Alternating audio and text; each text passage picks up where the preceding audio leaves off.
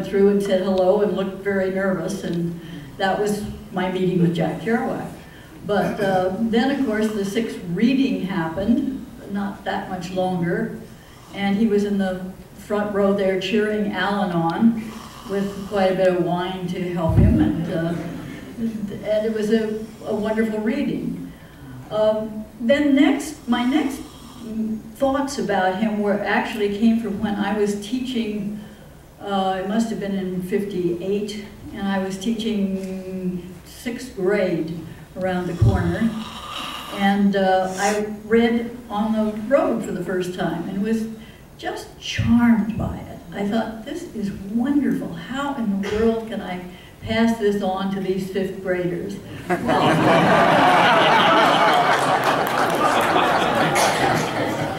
As you can imagine, I never could figure that out. I barely could figure out how to teach 5th graders, much more 6th graders, much more get that into the mix. But I remember sitting at home one night when I was reading it, and I was sniffing a little heroin. I didn't like drugs, but I always had to try them all in case I was going to miss something. And I remember thinking, well, I guess most 5th grade teachers aren't sitting at home reading On the Road and sniffing heroin.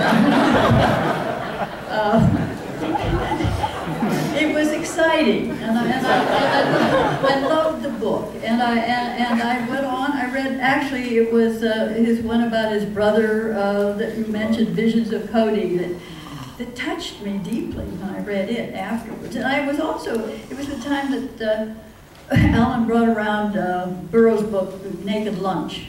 And I had been, when my daughter was very young, working part-time in a hospital as a desk secretary. And so I was familiar with the hospital, and Burroughs' book, the manuscript for Naked Lunch was, I thought, very funny and very charming.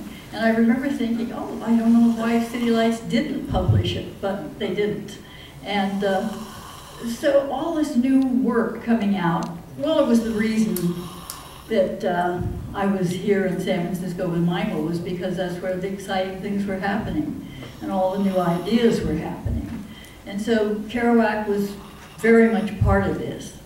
The next time I think that I actually had much to do with it was down, and it was very little, was in Big Sur, and I think he writes about that in his book, when Jane and I and Michael, looking very romantic with our, I think we had our falcon with us then, and Jane was a beautiful toddler with blonde hair, and I remember one line that he says that the little girl had come up and brought him a flower, and he suspiciously thought maybe her parents had told her to.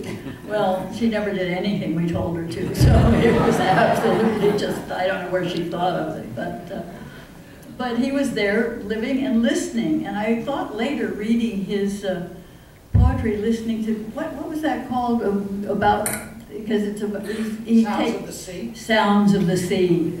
I thought, hey, that ear is just amazing that he has, because that Sounds of the Sea was there, and he was absorbing it all.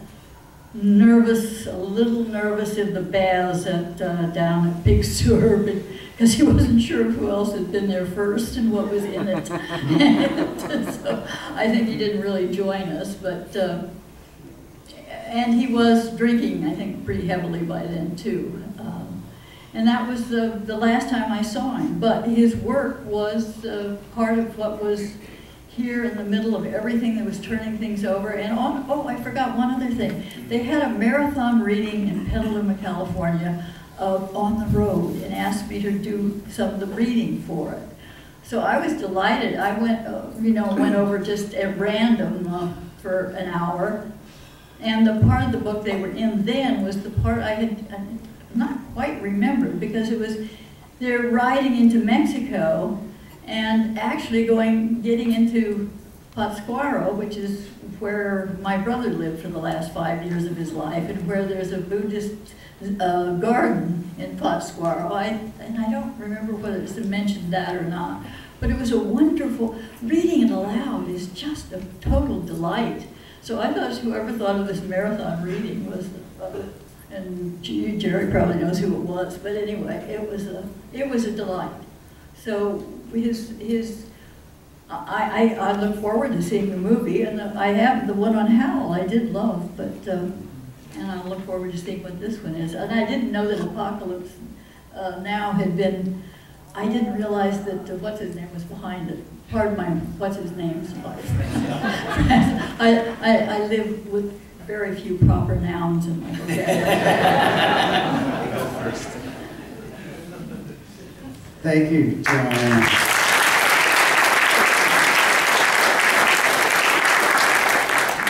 Our next speaker, who is to my left here, is Brad Parker, a native of Jack Kerouac's hometown, Lowell, Massachusetts, with an A.B. in American History from Boston University. Brad founded and directed the Lowell Corporation for the Humanities in the early 1980s, which sponsored many literary and cultural events in Lowell. He created a number of Kerouac programs in Lowell and brought Kerouac's daughter Jan Kerouac there to speak on 2 different occasions, 1988 and 1994. His book, Kerouac, An Introduction, which I think we have in the back, is considered the best short biography of Kerouac. And he is now working on a longer biography and critical appraisal, what he terms a one-stop Jack book, called Sleeping with Kerouac.